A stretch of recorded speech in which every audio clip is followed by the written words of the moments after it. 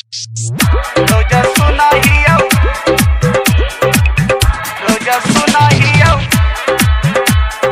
गाली रे। Presented by Akash Music Films, Bodhgaya.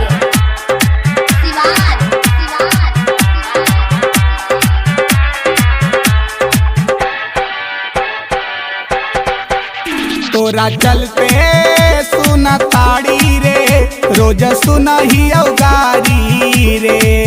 तोरा चलते सुना ताड़ी रे, रोज सुनहियो गारी रे। गेहूं बेच देलियो, गहना बेच देलियो, गेहूं बेच देलियो, गहना बेच देलियो, औरी मेहर के साड़ी रे। तोरा चलते सुना ताड़ी रे, रोज सुनहियो गारी रे। रोज सुनहियो, रोज सुनहियो गारी रे।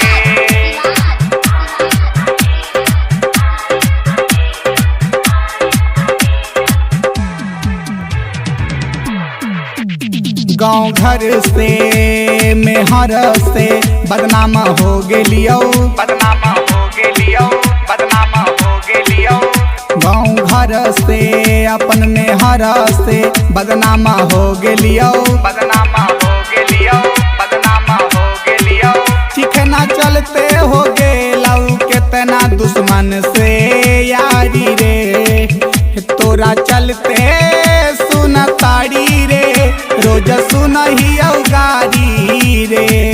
तोरा चलते हाँ हाँ ताड़ी रे, रोज सुनहियो गारी रे। रोज सुनहियो, रोज सुनहियो गारी रे। Presented by Akash Music Films, Bodhgaya. चुका हो जाबन बतिया रे, छोड़ दे सासी पिया का के संगतिया रे, संगतिया रे।